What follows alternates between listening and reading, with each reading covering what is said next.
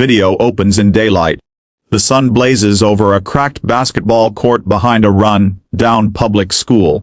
A group of students forms a circle.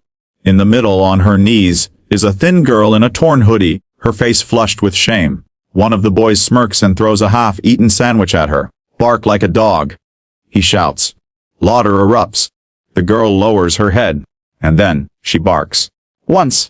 Twice. Her voice trembles.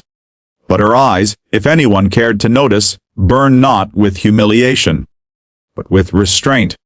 What they didn't know, couldn't have known, was that under that threadbare hoodie, bruised spirit, and quiet demeanor, stood the undefeated underground boxing champion of 3 cities. And her name was Nessa.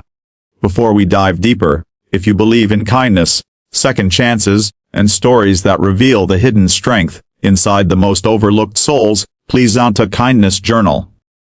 Every gesture spreads the light a little further. Nessa Alvarado wasn't always invisible. There was a time she laughed freely, wore bright colors, and dreamed of becoming a marine biologist. That was before her father was killed in a warehouse accident, and her mother fell into a spiral of depression and pills.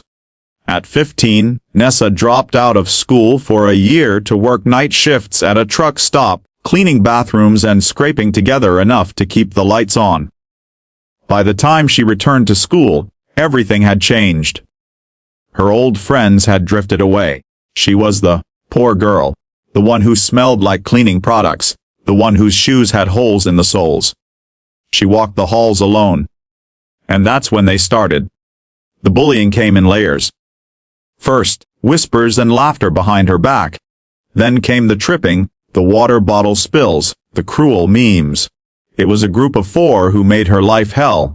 Tyson, who led with arrogant swagger, Maddie, his on-again, off-again girlfriend, who knew exactly how to cut with words, Jace, who recorded everything, and Priya, who laughed the loudest even when her eyes flickered with doubt. That day on the court was the worst. They'd cornered her during lunch. "Dogs don't eat people food," Tyson mocked, tossing the sandwich at her feet. "Go on, bark for it." Nessa could have fought back. Lord knows she could have.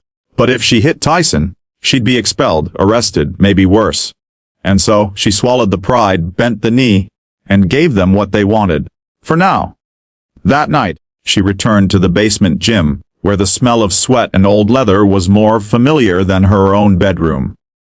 Her coach, Dante, a grizzled ex-fighter with a limp and a heart made of fire, watched her step into the ring like he always did, with cautious reverence. "Rough day?" he asked as she pulled on her gloves. Nessa didn't answer. She just punched. Hard. Over and over. The heavy bag groaned under each blow. "I see," he murmured. Dante had discovered Nessa a year earlier when she tried to rob his gym. She was desperate and hungry. Instead of calling the cops, he offered her a choice. Clean the floors or take a swing at the bag. She chose both. Within weeks, he saw what she didn't: lightning reflexes, natural footwork, and a heart that never backed down. He trained her in secret, registered her under a fake name, and watched her tear through the underground circuit like a storm in sneakers. But he made her promise one thing. Never fight unless she had to. Real fighters know when to walk away. He'd always say, "Violence isn't power, control is." So she kept the mask on at school. Endured the torment, bit her tongue. Until the video went viral. 3 days after the basketball court humiliation, the clip of her barking was uploaded to a social media page called School Zoo. It had over 140,000 views in 2 days. She saw her classmates laughing in the halls, replaying it like a comedy sketch. Even a teacher shook his head and muttered, "Kids these days." As she passed by, her hands shook in class. She started skipping lunches.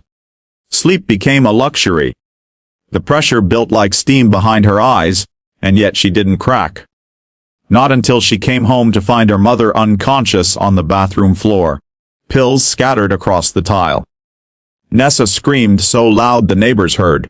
She spent the night in the hospital hallway, arms wrapped around her knees, praying her mom would wake up. She did. But that night changed something in Nessa. She returned to school the next day with fire in her bones. She didn't bark anymore. When Tyson bumped into her at her locker, expecting the usual flinch, Nessa stood still, looked him in the eyes. "You should be careful," she said softly. "Not everyone's who you think they are." Tyson laughed. "Is that a threat?" "No," she said, closing her locker slowly. "It's a warning." Rumors began to circulate. Priya saw her lifting weights alone in the park at 6 a.m. Jace caught a glimpse of bruises on her ribs that didn't look like bullying, but training. Maddie heard from her older brother, who fought in an underground circuit, about a girl called Shadow. Fast, silent, deadly. It all came to a head at the annual charity boxing match fundraiser. Each year, students volunteered to fight in friendly bouts for the crowd.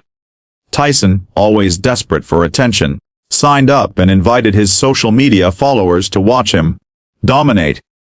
To everyone's shock, a last-minute female entry appeared, registered under the name Nessa A. The gym fell silent when she stepped into the ring. She wore standard gear, her hoodie off for the first time, braids tight, chin steady. Tyson chuckled across from her. "You really want to do this?"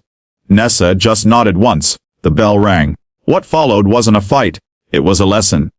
In humility, in control, in truth. Nessa danced around Tyson like smoke. Every punch he threw missed by inches. Her counters were precise, but never cruel. Enough to sting, to show she could, but restrained. The crowd gasped. Phones came out. Whispers rose like wind. "She's a pro. What the hell? She's amazing." By round 2, Tyson was wheezing, red-faced, wild. He lunged. She sidestepped. Body shot. Then backed away. It wasn't about revenge. It was about revelation. Finally, after one last dodge, she looked him in the eye. "Still want me to bark?" Tyson didn't answer. Couldn't. The ref called the fight. The crowd erupted. She left the ring without raising her gloves. Didn't need to. By Monday, everything had changed. Not in some cheesy fairy tale way. Bullies don't vanish, and pain doesn't evaporate. But respect had bloomed like a crack in the concrete. People looked her in the eyes. A teacher patted her shoulder. Priya apologized. Genuinely. Jace deleted the video. Maddie vanished from the group chat. Tyson never said a word. But he started picking up trash after lunch and training with the junior coach. Nessa didn't care about popularity. She cared that no one else had to bark to survive.